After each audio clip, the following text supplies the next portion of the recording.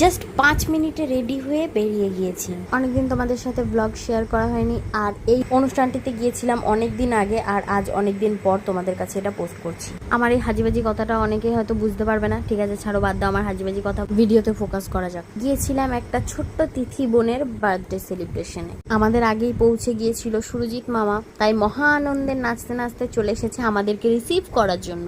যেহেতু মামা আগে পৌঁছেছে তাই মামা ওখানকার লোকাল হয়ে গেছে, আর মামা সবকিছু চেনে। আগে হ্যাঁ, এটাই লজিক। তবে অবশ্য সুরজিৎ মামা বলো কিংবা আমরা সবাই আজকে প্রথমবার গিয়েছিলাম। যেখানে বার্থডে সেলিব্রেট হচ্ছে সেখানে ঢুকেই দেখি ও বাবা, সব থেকে লেট হয়েছিলাম আমরাই।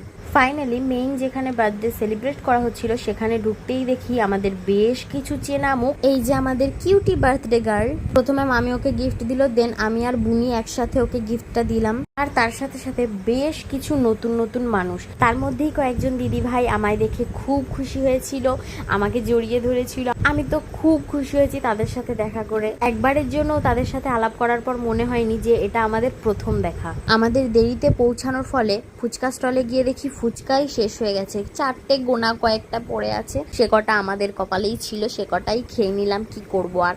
চলো, অনেক হয়েছে ফুচকা খাওয়া। এবারে সেদিনের সন্ধ্যার আমাদের শো স্টপার মানে আমাদের বার্থডে গার্লের সাথে একটু ডান্স করা যাক। আমি ডান্স ভিডিও করি, আমাদের বার্থডে গার্লও ডান্স ভিডিওই করে, তাহলে ডান্স না করলে হয় বলো? আর এত গরমে ডান্স করার রিয়াকশনটা দেখো, পুরো ঘেমে স্নান হয়ে গিয়েছিলাম। টাইম ছিল না বলে তাড়াহুড়ো করে তো কোনো রকমে রেডি হয়ে বেরিয়েছিলাম, যাও একটু মুখে ক্রিম মেখেছিলাম, সেই ক্রিমটুকুও পর্যন্ত ঘামে ধুয়ে গেছে। তার কারণ আমি শুধুমাত্র ঘামি না, আমি ঘেমে স্নান করে যাই লিটারেলি। তোমরা সকলেই তো আমার সাথে আমার মামির নাচ দেখেছো, বাট কখনো আমার মামার সাথে নাচ দেখোনি, তাই আজকে তোমাদের সেটাও দেখিয়ে দিলাম। আমার মামা একটু শায়, তাই মামার মুখটা আমি ব্লার করে দিয়েছি।